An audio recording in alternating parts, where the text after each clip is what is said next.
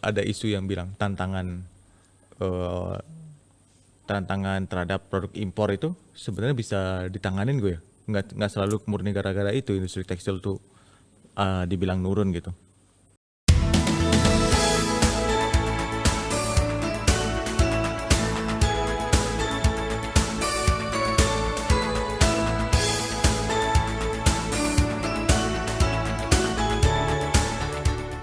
Halo Sobat Oces, dimanapun Anda berada, ketemu lagi dengan saya Alit Suwirya di program Oces, obrolan cerdas ekonomi dan sosial. Seperti kita ketahui, Kota Bandung sangat identik dengan pariwisata dan dapat Anda yang berkunjung ke Bandung dapat menemukan berbagai kuliner yang menarik yang tentu saja setiap minggu atau setiap bulan ada yang baru. Nah, selain kuliner, Bandung juga terkenal dengan fashion. Karena di sekitaran Kota Bandung ini banyak sekali ada pabrik tekstil dengan berbagai macam model yang memproduksi berbagai macam bahan dan ditunjang juga dengan industri fashion. Namun beberapa tahun terakhir banyak isu bahwasanya industri tekstil tanah air menemui banyak tantangan, utamanya akibat banjirnya produk impor dari China yang bersaing dengan harga yang lebih murah dan kualitas yang juga tidak kalah. Nah, untuk memastikan kebenaran hal tersebut, hari ini saya sudah kedatangan seorang teman senior saya juga di kampus yang kebetulan bergerak di bidang industri tekstil, khususnya perdagangan produk jeans. Halo, friend Teguh, apa kabar? Ya, halo friend Alit. Jadi Bro Teguh ini senior saya di mesin ITB. Kebetulan sejak lulus sempat kerja ya, gue ya. Sempat kerja dulu sampai akhirnya memutuskan untuk meneruskan usaha keluarga gitu gue ya. Iya, usaha keluarga. Usaha keluarga di bidang trading tekstil khususnya jeans ya gue ya. Iya, pusat tekstil. Sip. Nah gue kan seperti yang aku bilang tadi, banyak isu bahwasanya beberapa tahun terakhir lah ya, industri tekstil tuh banyak tantangan. Kalau lu kan jalanin trading jeans ya, bahan jeans khususnya. Gimana perkembangan gue beberapa tahun terakhir? Apakah benar susah gitu ya dalam artian jual bahan jeans, berarti kan ada penurunan demand, atau baik-baik aja atau malah meningkat? Sebenarnya kalau saya boleh jawab ya. Perkenalkan dulu saya. Perkenalan dulu gue. Perkenalan diri lah. Saya Teguh, kuliah ITB Teknik Mesin, lulus tahun 2010. Terus kerja dulu sebenarnya ke Krakatau Steel 2 tahun, terus ke Korea 2 tahun di Busan, terus baru balik 2014 akhir Desember. Jadi udah sempat di Korea 2 tahun, Korea 2 tahun, terus Krakatau Steel 2 tahun. Malah balik nih. Balik lagi. Mantap. Karena ya saya keluarga saya yang nerusin, adik saya pada nggak mau nerusin jadi ya. Oh gitu. Jadi mau nggak mau ya alihnya ke saya. Siap. Udah 10 tahun berjalan. Jadi 10 tahun sejak pertama kali pulang dari Korea. Mungkin shiftingnya ke arah teknologi informasi sekarang. Dulu nggak ada orang yang percaya bahwa kita belanja baju, belanja apa, semua harus datang ke toko. Sekarang semua harus lewat online. Betul. Karena kemudahan akses, terutama kalau misalkan size-nya nggak cocok atau apa, bisa lewat online, bisa retur. Nah itu jadi saya mengubah model bisnisnya tadinya offline jadi ke online. Mungkin itu yang menyebabkan banyak mulai orang yang generasi yang sebelumnya yang belum online dari offline ke online itu mungkin yang generasi yang lebih tua nggak bisa ngikutin itu, jadi mungkin kerasanya lebih sulit. Oke.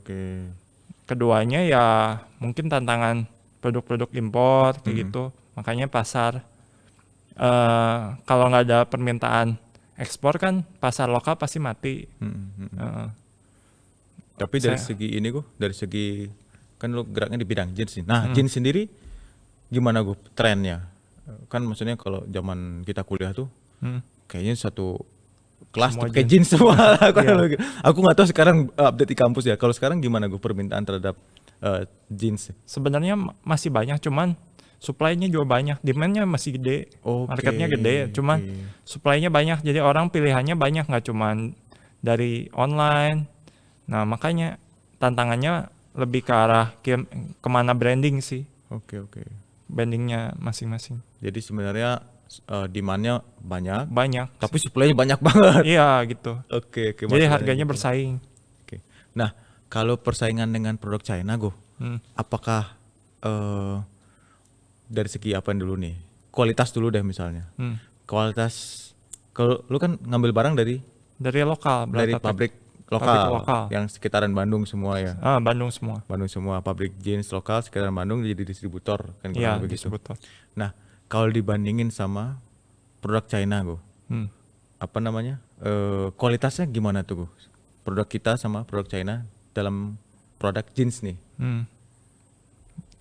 Kalau ngomongin pabrik sih ya, sedikit banyak pabrik juga mesin-mesinnya sekarang semua impor dari Cina juga. Oke. Cuman ya kalau dari distributor kita menangnya karena kedekatan sih. Kalau Bandung orangnya nyarinya yang Bandung, orang Jakarta juga lebih enak ke Bandung daripada beli impor langsung ke Cina kan. Banyak kayak regulasi segala macam, yang pemerintahan segala macam. Bahkan orang Cina sendiri yang di sana belinya di sini. Cuman bawa sistem kayak Tomorrow Cafe, kayak brand-brand yang kalau franchise yang di makanan terutama kan itu semua bahan lokal. Ngomong F&B ya. Iya. Oke. Bahan lokal, cuman dia bawa sistem, bawa teknologi, bawa mesin-mesin. Tapi kalau supply bahannya itu banyakan lokal. Ini juga implementasi ke fashion juga mirip sih. Jadi saya dapat juga konsumen orang Cina daratan, dia bikin pabrik baju anak di Indonesia, di Karawang, iya. Beli bahannya ke aku. Oh gitu. Iya, tapi udah lama dia 2018. Dia baru buka pabrik. Jadi dia juga tantangannya sama, nggak bisa langsung ke, padahal orang sesama. Iya. Tetapi nggak segampang itu gitu masukin barang. Oke. Jadi dari segi kualitas sebenarnya nggak kalah ya barang jeans lokal. Jeans lokal nggak kalah sih. Oke. Karena mesin kita juga sama-sama mesin sana juga. Iya. Oke. Cuman mungkin perbedaannya ya itu sistemnya. Di implementasi gimana supaya kalau kita lebih terstruktur gitu, nggak ya kalau di sana mungkin lebih cepet. Kalau kita dibawa ke sini kan ya tahu kan kalau 2 musim. Iya. Oke. Dulu juga boleh cerita dikit. Ya, lanjut.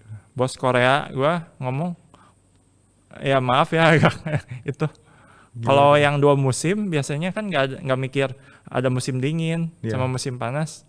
Jadi lebih nggak usah musingin pas lagi musim dingin harus nyiapin bahan-bahan makanan kayak gitu.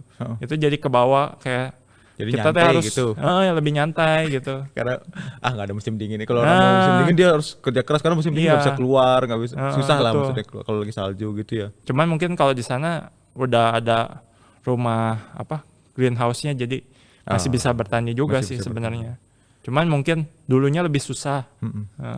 Sekarang kebalik, di sana mereka lebih maju, kita lebih susah.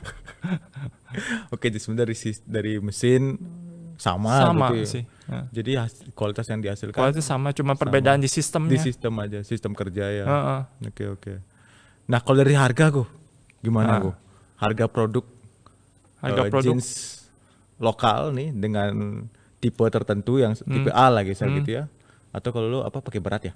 Pakai berat. Yang beratnya sekian sama yang beratnya yang sama jeans dari China, gimana harganya Mereka mungkin karena insentif pemerintahnya gede ya. Walaupun UMR-nya tinggi, dia S1-nya aja udah 10 juta, 15 juta. Kalau di Bandung kan masih 5 juta, 6 juta. Yang buruh-buruh, yang kayak gitunya. Jadi sebenarnya sama-sama aja nilai produknya. Cuman karena insentif, jadi dia bisa ngurangin harga dikit. Cuman ke pentoknya, masuk ke impor kena 15% biaya. Jadi produk impor fashion. Jadi misalkan ya? Yang ini, coba contoh ambil aja yang ini 1 yard ya. 1 yard kalau di Cina 50.000.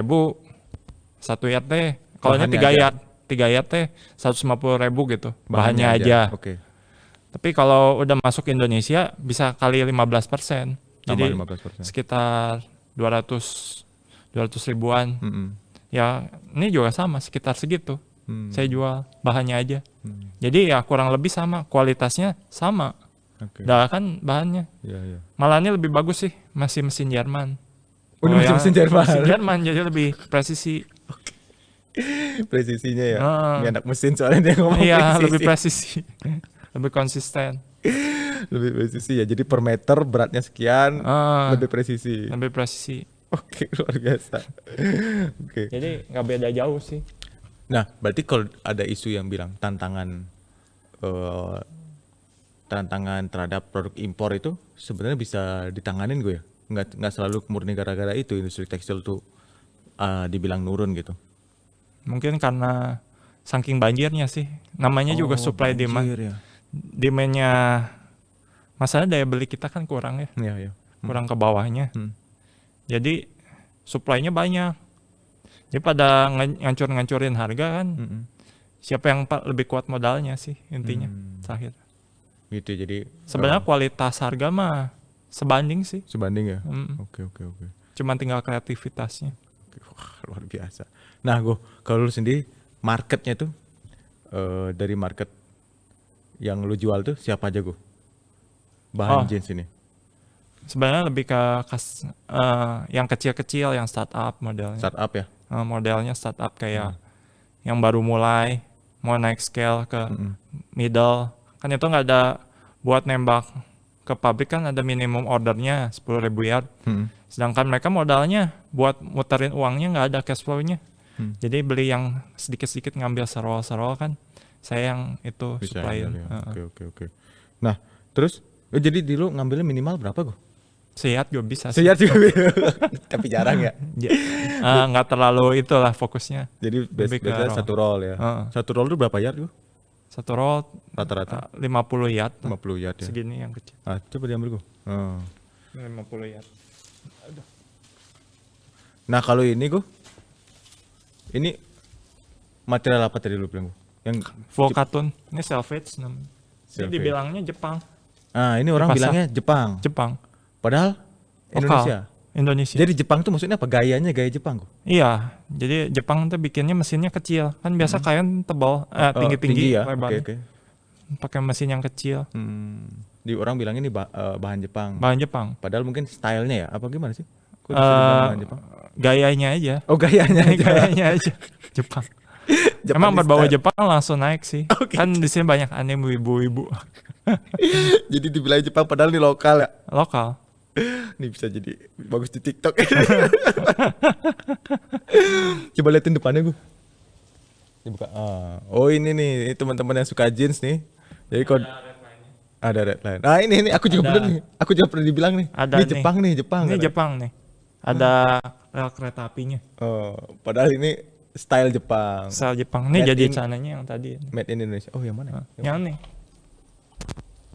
Bawahnya ada ya? Ada. Garisnya ya? Ini. Oke. Iya itu. Iya, nih. Tapi ini nyusut gue ya. Nyusut. Nyusut ya? Nyusut. Kan Jadi- biasanya main raw. Jadi nggak dicuci. Iya. Heeh. Kalau dicuci nyusut ya? Nyusut. Aku juga pernah tuh punya satu. Tiba-tiba aku tambah Ini eksklusif sih. Rata-rata sejuta kalau udah masuk. Iya toko. bener, sejuta belinya gitu. Oke. Nah, terus gue selain market, ini kan style Jepang. Berarti ini salah satu yang Nih paling laris yang gue. best sellernya. Best seller nih. Udah hampir 60.000 ya. Jadi brand-brand banyak beli ini ya, bikin yang best Jepang seller. ini.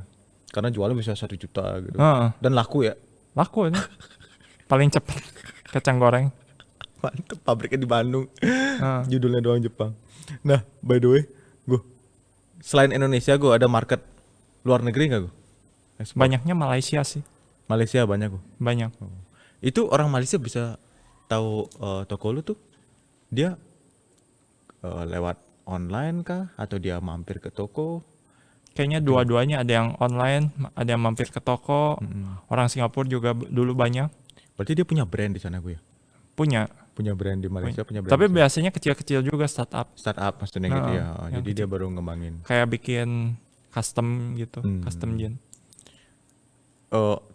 Terakhir ekspor kapan gue? 2021. 2021 udah lama. Udah lama. Apa gue kira-kira yang bikin ekspor itu susah gitu sekarang gue?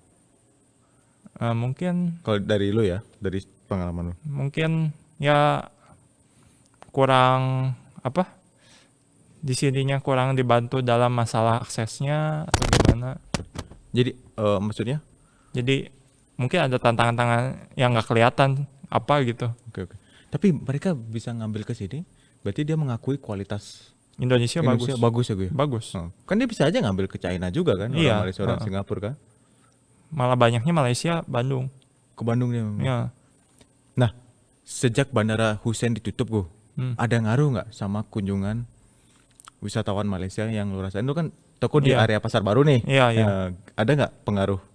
Kayaknya sih kurang lebihnya ada. Habisnya dulu mah bule banyak. Oh, bule juga banyak ya? Bukan cuma Malaysia? Orang Aussie sih. Kan orang Bali juga langsung ke Bandung. Ah iya bener, pesawatnya ada ya dulu ya. Jadi banyak sih orang Aussie, bule. Kalau orang Aussie, Tahun sebelum Covid lah paling rame. iya bandara masih dibuka tuh. Nah Masih itu rame. Orang Aussie banyak, orang Malay banyak. orang Singapura juga pasti ya. Singapura. Kunjungan sehari rata-rata gue di toko lu. Seminggu adalah satu yang bule-bule. Boleh ada. Ada yang ngomong bahasa Inggris. Yang Malaysia? Malaysia sebulan sekali lah ada yang nanya-nanya. Oh, oke. Tapi kalau di Pasar Baru mah banyak ya orang. Banyak pasar baru. Jadi sejak bandara ditutup, kunjungan kalau sekarang, nah bulan ini deh, ada nggak orang Malaysia mampir gue? Yang pelanggan lama biasanya lewat online sih, nggak datang. Nggak yang mampir? Jadi, nggak mampir nggak ada. Nggak ada. Nggak ada. Jadi biasanya ada terus ya. Akses penting sih. Sejak bandara Hussein ditutup nih kerasa banget ya. Iya. Dan itu juga dirasakan teman-teman tetangga toko-toko sebelah lu sama juga. Kayaknya lebih kerasa yang pasar baru sih kan. Oh iya pasar baru. Ikonnya. Pasar Pasar baru, Baru. ya, kerasa banget ya. Bahwasanya sejak ditutup ini sepi lah kurang lebih Sepi. gitu. Yang dari luar, Dari kalau luar. lokal mah masih ada aja. Oke. Padahal kalau lu jual nih, ngomongin bisnis tuh, kalau lu jual ke luar negeri sama ke customer lokal, harga sama nggak gue? Apa lu bedain? Lebihin karena kalau bayar kan pakai PayPal. Oh, Tambah pakai cost PayPal. 5%, terus forwardernya Oke. lumayan. Kemarin tuh ngirim nilainya 28 juta, ongkosnya aja 12 juta. Oh iya. Cuma 500 yard sekitar Karena ininya berat 10 roll. Karena berat ya. Karena berat. Jadi makanya mungkin nggak langsung dari importnya kayak gitu. Jadi orang brand lokal juga nyarinya yang lokal lagi. Karena ya itu mungkin berat. Kan kalau pengen pakai pesawat jatuhnya mahal. Iya. Kalau kargo harus nyewa kontainer. Jadi nggak bisa, harus ini ya, harus barengan banyak ya. Kalau setengah-setengah susah. Rugi ya. Nah, jadi tapi customer yang retainer yang dulu masih ada gue ya luar negeri. Luar negeri baru sih udah nggak, yang itu udah nggak, yang Oh gitu, yang dulu udah enggak. malah yang baru-baru. Dan semua rata-rata susah, bukan dari offline ya. Bukan, online. Nemu di Shopee, nemu di Ketemunya di Instagram banyak. Instagram kayak gitu-gitu ya. Bukan dari orang berkunjung datang lihat kayaknya bagus aku mau beli deh 1 roll, nggak gitu ya. Bukan. Oh dia pakai PayPal, makanya lu pakai PayPal. Tapi nggak, maksud gue kalau dia berkunjung langsung nih gue, dia bawa langsung nih, ya nggak 1 roll lah, misalnya cuma berapa yard gitu ya. Dia mau bikin 4 celana 5 celana. Harga lu samain apa lu naikin gue? Samain sih. Samain ya. Wah ini bener. Kalau dia juga pasti ngerti lah. Pasarnya kan udah kecek semua online. Oh dia udah ngerti ya. Zaman sekarang susah gitu ya gue. Nggak bisa Nggak bisa naikin harga. tipu-tipu, udah nggak bisa. Kadang-kadang kan gitu. Semua real. Mau nih orang luar nih. Ya nggak ada. Nggak ada. Semua real sih. Oke. Nah gue, selain produk ini yang paling laris yang mana gue? Nih. Yang ini.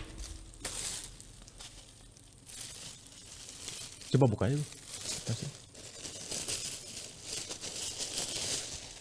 Ini yang laris. Buat seragam pabrik sih. Buat seragam pabrik. Tiap tahun. Karyawan. Oke. Berapa tuh gue? Bahannya gue 1 yard? Cuman 40.000. Jadi kalau bikin celana 40 kali 160.000 ya. Oh, 20.000-nya jahitnya ya. Sama jahit 40.000, 100.000 nih. Oh jahitnya mahal juga ya? Mahal. 40.000 bahan? Jahit 40 60.000 bahan, Oh, 60.000 bahan, 40.000 jahit, jadi 100.000 modal. 10.000 jahit. Oh, 100.000 ya? Heeh. Coba yuk, lihat gua. It's- Oh, ini jahitnya 40.000 ya? heeh. Sorry. Aku juga. Tapi dia mass product, jadi minimal order kan 10 losin gitu. 10 sih. Kalau tailor kan udah di atas 150.000 secara. Kalau ini nyusut nggak, Gu? Udah nggak nyusut. Udah di wash. Ini nggak nyusut. Oh, ini udah wash namanya. Udah istilahnya. wash namanya. Nah, jeans itu Gu. Nah, ini mumpung ketemu orang jeans ngomongin tips dikit. Kalau jeans itu bagusnya dicuci apa enggak sih sebenarnya, Gu? Ada dua paham sih, dua mazhab. Coba. Benar. Ada yang nggak senang dicuci, cuman di refresh. Ada yang senang dicuci pakai mesin cuci. Oke, yang paham pertama nih, yang nggak senang dicuci, yaitu yang di apa? Di refresh, cuman dijemur aja. Refresh itu pakai apa? Ada kayak pakai campuran gitu lah. Pewangi, kayak parfum gitu. Kalau di Google apa namanya kita? Refresher namanya. Refresher jeans. Jeans. Oke. Ada. Jadi itu paham pertama, nggak usah dicuci, dikasih Cuman refresher. jemur, refresh, jemur aja. Yang di refresh dalamnya apa luarnya, Gu? Dibalikin dalamnya. Dalamnya berarti ya? Dalamnya. Terus udah nggak usah Nah, nggak usah dicuci. nggak usah. Paham kedua ya dicuci manual pakai tangan.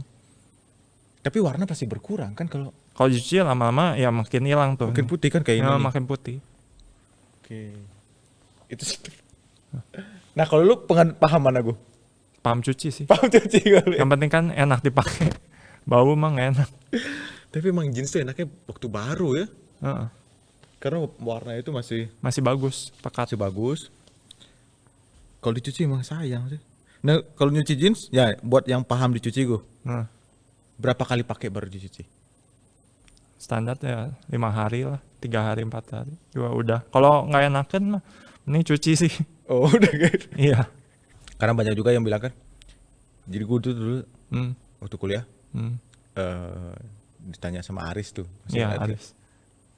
Tanya, lu jeans dicuci liat ya? Baru iya. Emang lu nyuci jeans berapa? Gue bilang 2 hari sekali. Wah, rajin banget.